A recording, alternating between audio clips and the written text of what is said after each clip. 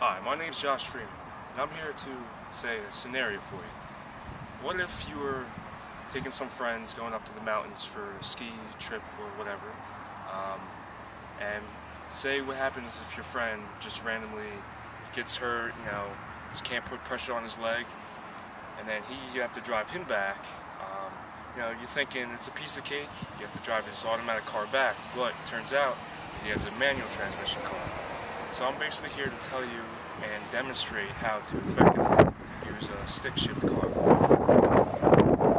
Alright, so your main components of a stick shift car is your pedals, your stick shift, your e-brake, and your RPM gauge, which is the rounds per minute. So we'll get towards the pedals first.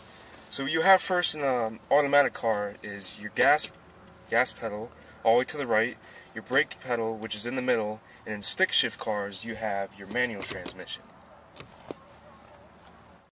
Alright, so your gear shifter is, in most cars it's normally 5 or 6 gears, but in my car there's 5 gears, which I'll explain how to do it. You push in the clutch all the way, and it's first, it goes down to second, which is directly below first, go into the third, which is directly up, fourth is all the way down, and then fifth is all the way up here.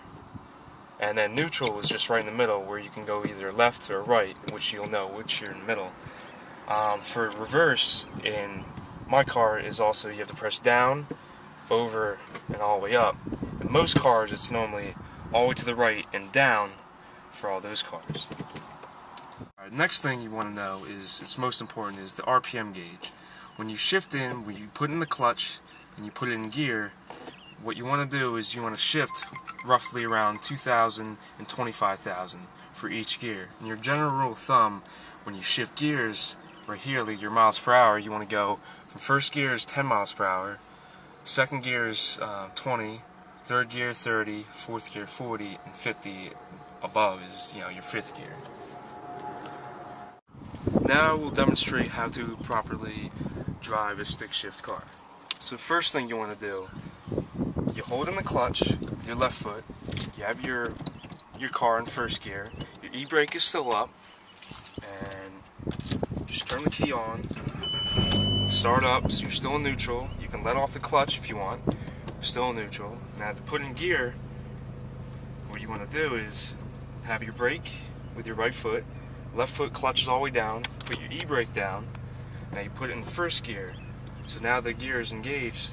Now what you want to do is you kind of feather the clutch and the gas pedal at the same time. So where you kind of at with your clutch and your gas, you kind of push in the gas and let the clutch out slowly.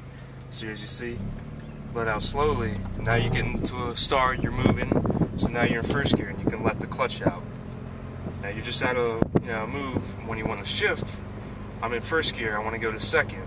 I push in the clutch all the way. Now I shift in the second, I let go of the clutch slowly, and I'm back on the gas pedal. So that's how you get a rolling start from first to second. That's what that is.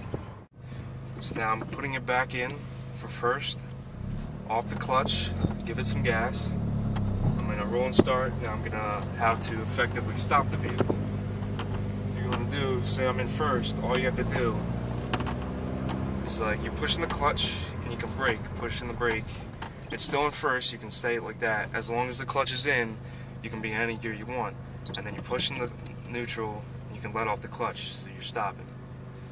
Now, the next thing, if you want to downshift is more for when you get used to the car more, you can effectively know how to downshift, which is basically I'll go through first, second, third. Now you want to get down to second gear, all you have to do is push in the clutch, go back in the second, let it off slowly. That's how you downshift the car. Alright, so what not to do when you want to go from first, start from first, you don't want to do is not get enough gas. So if you don't give it enough gas when you're trying to let out the clutch, say you're giving it some gas but you don't give it enough, you pull out the clutch too fast, it stalls the car like that. And that's pretty bad for your transmission and everything. So that's not what you want to do.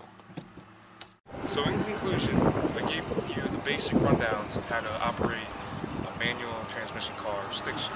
It gave you the basic the pedals to use, the stick shift or the gear shaft, and the RPM gauge and the e-brake. Another important fact to remember when buying your next vehicle would maybe be to consider a manual transmission car, because it is known to have a better MPG, miles per gallon, for it. So when you're thinking about getting your next car, it might be a good choice for you.